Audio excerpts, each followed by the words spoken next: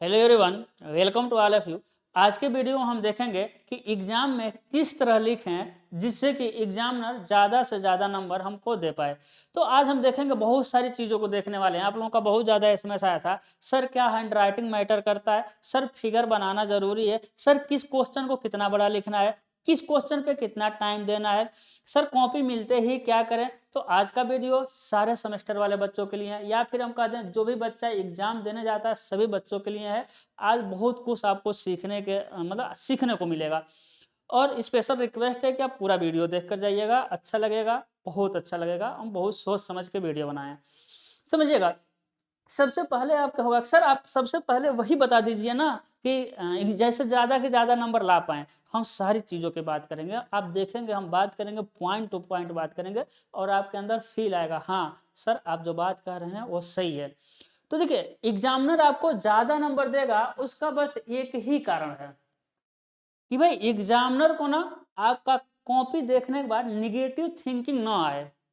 कि नहीं sir, negative thinking नहीं लाना है एग्जामिनर के दिमाग में, समझ रहे हैं। निगेटिव थिंकिंग नहीं आना चाहिए। तो सर इसके लिए हम क्या क्या करें, ये बस एक ही काम कर दीजिए अपना, बस यही एक काम कर दीजिए। एग्जाम ऐसा कॉपी लिखिए कि एग्जामिनर का कॉपी देख करके खुश हो जाए, वो आपको भरपूर नंबर देगा। तो सर इसके लिए कुछ करना पड़ेगा। देखिए, सबसे पहले आप देखे होंगे और आप देखेंगे, जो मेरा वीडियो नहीं देख कर जाएगा वो ऐसा गलती करेगा। अब कुछ बच्चे होते हैं ना, जो कॉपी मिलते हैं, जैसे एक कॉपी मिला आपका, एक कॉपी मिला। अब कुछ बच्चे होते हैं कॉपी मिलते ही इधर से एक हाशिया खींचेंगे 2 लाइन का, सर इधर से एक हाशिया खींचेंगे और बीच में लिखेंगे सब्सक्राइब, लाइक, शेयर। लिखे कि नहीं लिखे? अब एग्जामिनर इसको देख कर क्या खुश होगा? अरे एग्जामिनर इसको देखकर खुश होगा नहीं, वो कहेगा कि ये लड़का हमको बेवकूफ बना रहा है। क्या कहेगा कि अरे कॉपी भर रहा है लड़का, सीधे सीधे लग गया। अरे ये क्या, ये किसके लिए, क्या इस पे आपका पड़ोसी लिखेगा? नहीं, ये आपके ही लिखने के लिए था। लेकिन आप तो समझ रहे हैं कि हम लिख करके कॉपी ज्यादा भर देंगे, एग्जामिनर नंबर ज्यादा देगा।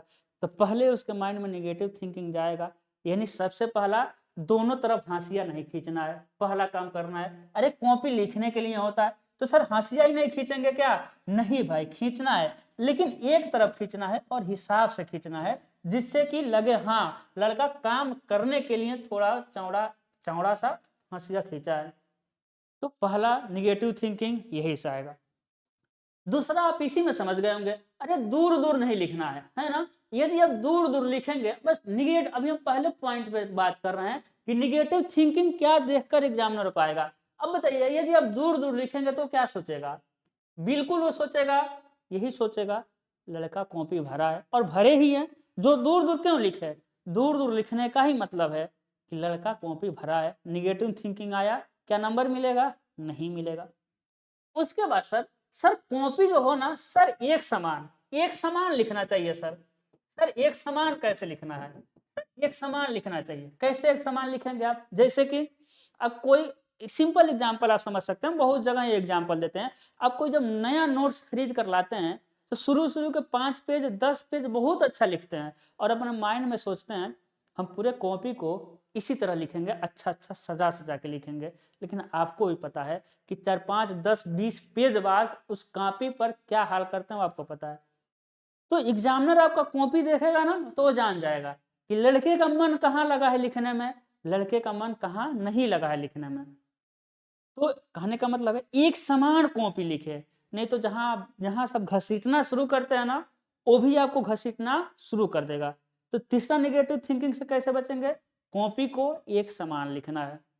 ऐसा नहीं कहीं एकदम बना के लिखिए, कहीं एकदम घसीट दीजिए, बिल्कुल नहीं। सर चौथा क्या लिखना है कि शुरू शुरू में, सर शुरू शुरू में ना, शुरू शुरू में ऐसा नहीं है कि एकदम सही सही क्वेश्चन लिखिए ना।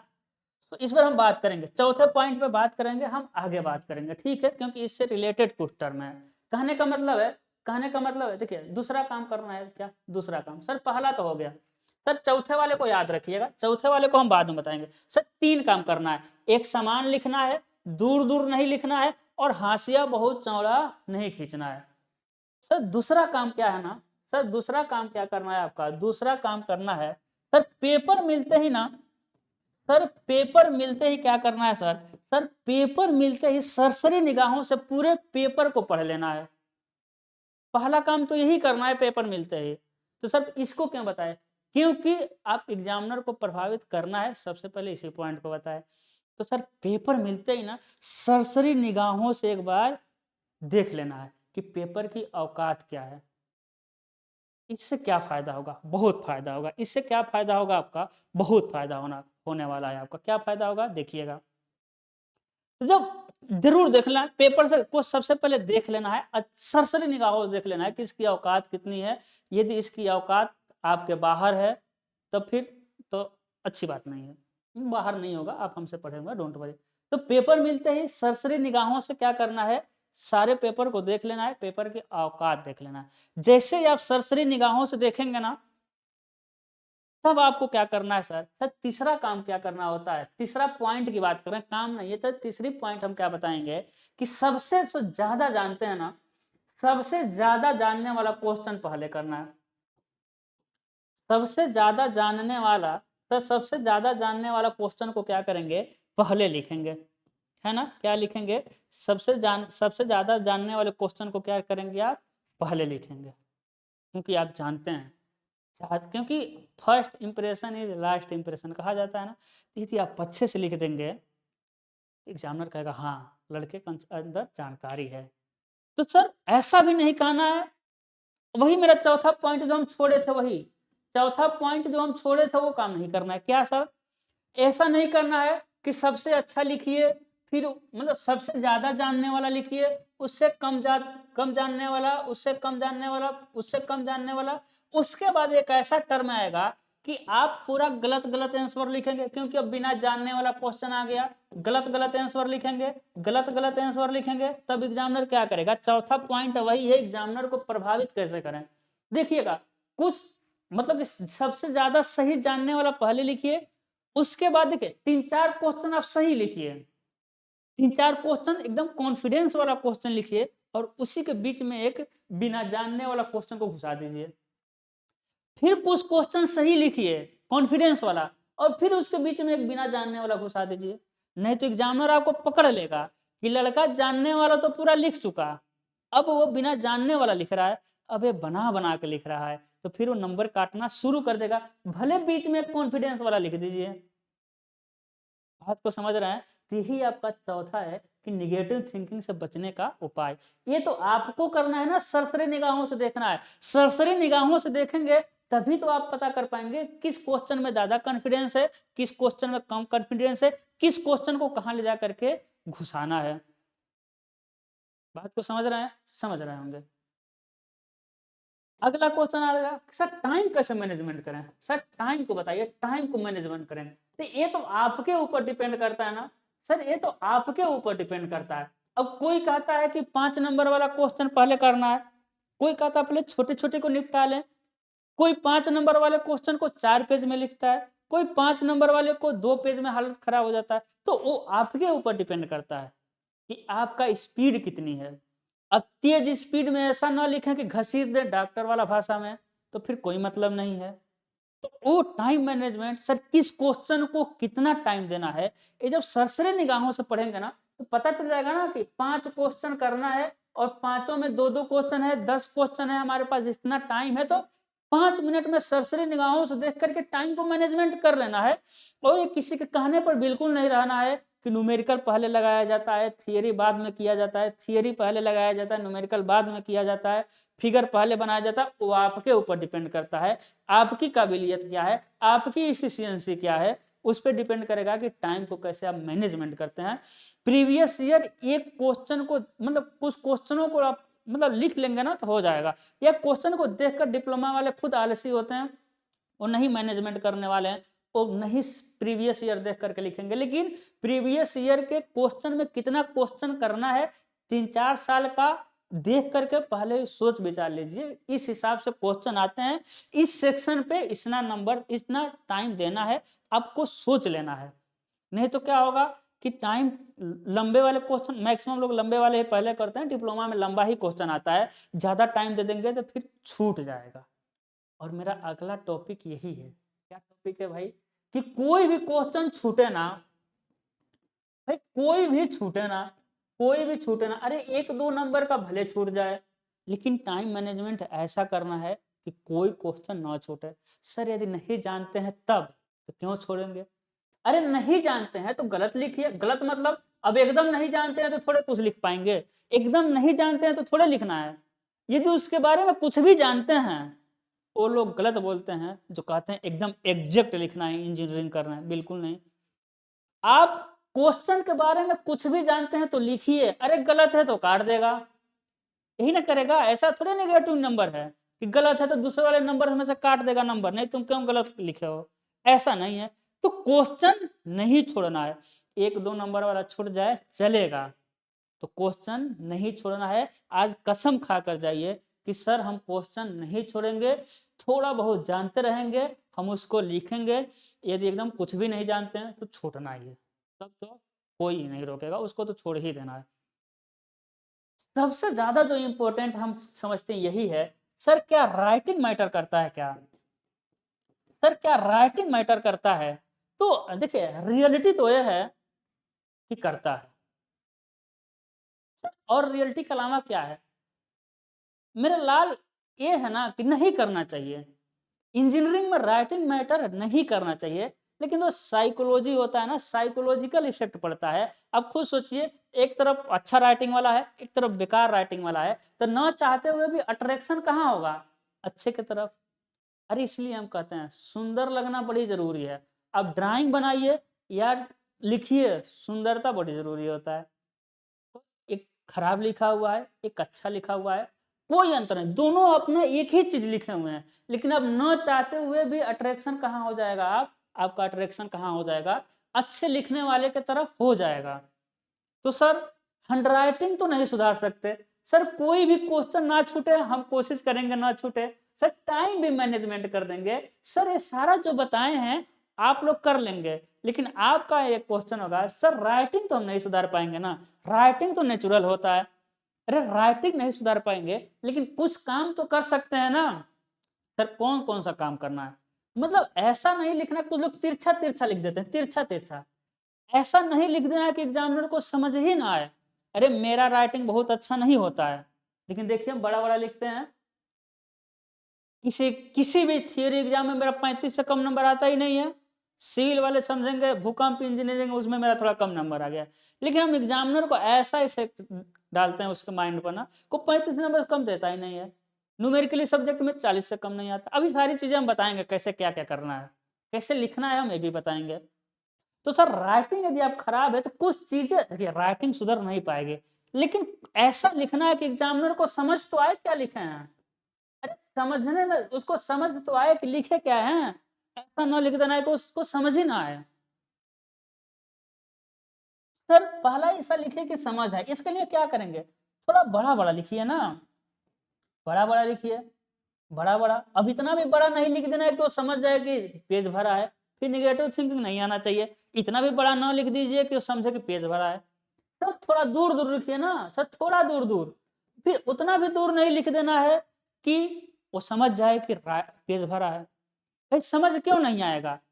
सर छोटा छोटा नजदीक नजदीक लिख देते हैं सर, तभी समझ नहीं आता है। अब बड़ा बड़ा थोड़ा दूर दूर लिखिए जिससे कि वो समझ आए। फिर हम करें इतना भी बड़ा नहीं लिख देना है कि वो निगेटिव थिंकिंग आ जाए, इतना भी दूर नहीं लिख देना है वो कहे कि पेज भरे हुए हैं। सर राइटिंग के बाद ना सबसे ज्यादा बच्चों का क्वेश्चन आता है, सबसे ज्यादा बच्चों का आता है, सर हिंदी में लिखें कि इंग्लिश में लिखें? सर हिंदी लिखें या इंग्लिश लिखें, सबसे ज्यादा आता है। तो हम कहेंगे आप हिंदी में लिख देंगे, बहुत अच्छी बात है। आप इंग्लिश में लिख देंगे, और अच्छी बात है। लेकिन डिप्लोमा किस पे है? हिंदी पर है, बिल्कुल सही बात है। भाई डिप्लोमा किस पे है? हिंदी पे है। डिप्लोमा में टीचर मैक्सिमम जो नए जमाने के आ रहे हैं, सर बीटेक एमटेक करके आते हैं तो वो इंग्लिश ज्यादा जानते हैं। यदि आप हिंदी में लिखते हैं, हो सकता है नए जमाने का इंग्लिश वाला टीचर हो तो निपटा देगा आपको, वो खुद उसको समझ नहीं आएगा, फिर हो सकता है गुस्सा करके ज्यादा नंबर दे, हो सकता है उसको अच्छा राइटिंग हो तो कह रहे बहुत बढ़िया लिखा, ज्यादा नंबर दे दे। डिप्लोमा में मैक्सिमम होता है जनरल मार्किंग कर देगा, 20-25 नंबर ऐसे दे देगा, क्योंकि वो शुरू से हो सकता है इंग्लिश पढ़ा हो, नए जमाने का टीचर हो, आप हिंदी में लिख दिए हो। अरे हो सकता है आप इंग्लिश में लिखे हो, अब पुराने जमाने वाला टीचर मिल गया तो उसको हिंदी आता है, इंग्लिश नहीं आता है। अब बताइए यदि आप टोटली हिंदी लिखते हैं, इंग्लिश वाला टीचर मिल गया तो काट देगा, काटेगा। यदि आप टोटली इंग्लिश लिखते हैं, हिंदी वाला टीचर मिल गया तो काट देगा। समझ गए हम क्या कहना चाहते हैं? हम ये कहना चाहते हैं कि मिक्स करके लिखिए। आपको कैसे लिखना है? मिक्स करके लिखना है।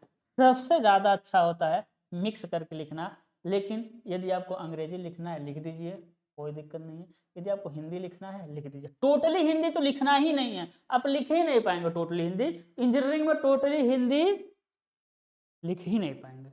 तो यहाँ देख लेना है, हम मेरा सजेशन है मिक्स करके लिखना है। ठीक है, न हिंदी लिखना है न इंग्लिश लिखना है। आप क्यों परेशान रहेंगे, एग्जामिनर ही परेशान रहे। ठीक है सर, एक और काम करना है आपको ना, एक और काम करना है, एक और पॉइंट ध्यान दीजिएगा सर। क्वेश्चन को ना अच्छे से पढ़ना है सर। सर क्वेश्चन को अच्छे से पढ़ना है, अब नहीं तो बहुत दिक्कत होती है। यदि क्वेश्चन अच्छे से नहीं पढ़ते हैं ना, तब क्या होता है कि बहुत दिक्कत होता है। क्या दिक्कत होता है? आ जाएगा ना, जैसे कि हम पढ़ाए हैं, मान लीजिए हम आपके पढ़ाए हैं, हम आपको पढ़ाए हैं, देखिए सभी सेमेस्टर वाले बच्चों के लिए है। तो यदि हम फर्स्ट सेमेस्टर के टॉपिक की बात करें तो ज़्यादा अच्छा है। यदि क्वेश्चन आ गया सर प्रोजेक्शन क्या होता है, सर प्रोजेक्शन क्या होता है, क्या होता है, होता है उसके प्रकार बताइए। सर प्रोजेक्शन क्या होता है उसके प्रकार बताइए। ठीक है, अब जल्दी जल्दी में क्वेश्चन पढ़े, अब जल्दी जल्दी में क्वेश्चन पढ़े, आपने क्या पढ़ा? प्रोजेक्शन क्या होता है लिख दिए। जब किसी वस्तु की बाहरी सतहों से जाती हुई लाइन ऑफ साइट किसी प्लेन ऑफ प्रोजेक्शन पर टकराती है तो उन बिंदुओं को मिलाने से प्राप्त जो आरेख होता है वही प्रोजेक्शन होता है। जल्दी जल्दी पढ़े हैं, उसके प्रकार बताना भूल ही गए। बात को समझ रहे हैं? बात को समझ रहे हैं ना? तो ऐसा होता होगा, आप लोग हाई स्कूल इंटर करके आए हैं, या जो बच्चे फर्स्ट ईयर सेकेंड ईयर करके थर्ड ईयर में होंगे, आपने कहीं ना कहीं जल्दी में क्वेश्चन कुछ और रहा होगा, बता कुछ और दिए होंगे, है ना? क्वेश्चन कुछ और रहा होगा और बता कुछ और दिए होंगे। कहाँ दिए होंगे भाई? जल्दी जल्दी में क्वेश्चन कुछ और रहा होगा, बता कुछ और दिए होंगे। ठीक है, फोन आ गया है, ये मोबाइल कभी साथ नहीं छोड़ता है। ठीक है, चलिए देखते हैं।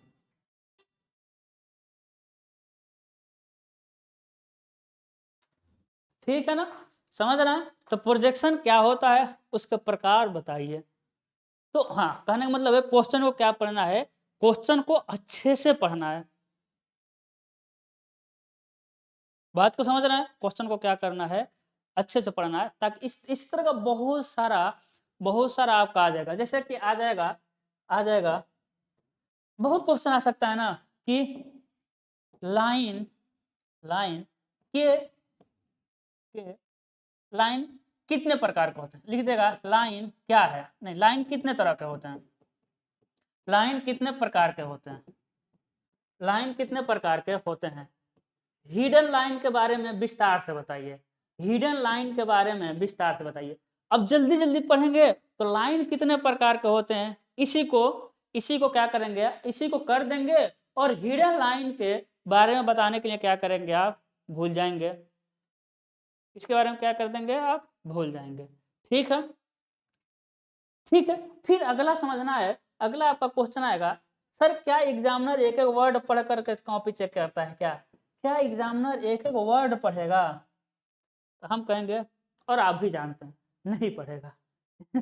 एक एक वर्ड वो पढ़ करके कॉपी नहीं चेक करेगा, शुरू का कुछ पढ़ेगा और लास्ट का कुछ पढ़ेगा, पढ़ेगा ही पढ़ेगा शुरू और लास्ट का। तो शुरू और लास्ट में क्या लिखना है इसके बारे में कुछ समझते हैं। सर लिखने के लिए ना छोटे क्वेश्चनों की बात नहीं कर रहे हैं, हम बड़े क्वेश्चन की बात कर रहे हैं। लिखने के लिए हम 3 पार्ट में डिवाइड करेंगे, 3 पार्ट में। सबसे पहले आप इंट्रोडक्शन लिखेंगे, सबसे पहले आप इंट्रोडक्शन लिखेंगे, यहाँ लिख दे रहे हैं सर। सबसे पहले आप इंट्रोडक्शन लिखेंगे, इंट्रोडक्शन लिखेंगे। अब हेडिंग नहीं देना है, हम उसके बारे में बता रहे हैं। उसके बाद सर मेन पार्ट लिखेंगे, सर मेन पार्ट लिखेंगे। उसके बाद सर कंक्लूजन लिख देंगे, यानी निष्कर्ष लिखा जाता है। कैसे लिखा जाता है समझिए। जैसे कि आ गया, जैसे आ गया सर प्रोजेक्शन कितने प्रकार के होते हैं बताइए। सर क्वेश्चन आ गया प्रोजेक्शन के प्रकार बताइए, क्वेश्चन क्या आ गया, प्रोजेक्शन के प्रकार बताइए। अब देखिए क्या करेंगे इसमें, अब सबसे पहले प्रोजेक्शन के प्रकार बड़ा क्वेश्चन है, कितना है बड़ा क्वेश्चन, क्योंकि इंट्रोडक्शन मेन पार्ट और कंक्लूजन बड़े क्वेश्चन में ही काम आएगा। एक थोड़ी हो जाएगा प्रोजेक्शन के प्रकार बताइए 2 नंबर में आ जाएगा तो ये सब लिखेंगे नहीं, तब तो सिर्फ नाम लिखते हुए चले जाएंगे। तो सर इंट्रोडक्शन में ना अब सबसे पहले आपको बताना पड़ेगा कि प्रोजेक्शन होता क्या है। डायरेक्ट हम प्रोजेक्शन के प्रकार पर नहीं आएंगे, हम एग्जामिनर को बताएंगे एग्जामिनर जी हमको डिटेल में आती है, हमको नॉलेज है, सबसे पहले आप बताएंगे कि प्रोजेक्शन क्या होता है, फिर बताएंगे उसके टाइप जो पूछा था, फिर बताएंगे उसके टाइप। कंक्लूजन में आप बता सकते हैं कि डिप्लोमा में हम लोग 2D का ही प्रयोग करते हैं, टॉप व्यू फ्रंट व्यू और साइड व्यू से ही हम सारे ऑब्जेक्ट को पता लगा सकते हैं। तो कंक्लूजन में जैसे कि हम वीडियो शुरू करने से पहले आए तो इंट्रोडक्शन दिए, क्या इंट्रोडक्शन दिए कि आज हम पढ़ेंगे कि एग्जामिनर कैसे आपको ज्यादा नंबर देगा, राइटिंग मैटर करता है कि नहीं, कॉपी कितना, किस क्वेश्चन में कितना टाइम देना, सारी चीजें इंट्रोडक्शन बता दिए थे। उसके बाद मेन पार्ट बता रहे हैं, अभी सबसे लास्ट में क्या करेंगे, कंक्लूजन बताएंगे। तो यही काम आपको करना है, डायरेक्ट नहीं कोई काम करना है, एग्जामिनर को दिखाना है कि हमको बहुत कुछ आता है। तो कहेंगे सर बड़ा नहीं हो जाएगा इससे लिखेंगे, तो उस हिसाब से लिखना है जिस नंबर का क्वेश्चन है। अरे प्रोजेक्शन का प्रकार यदि बताने के आ गया 2 नंबर का तब ये सब लिखेंगे, तब क्या लिखेंगे सर, ये 2 प्रकार का होता है sir, perspective projection, parallel projection.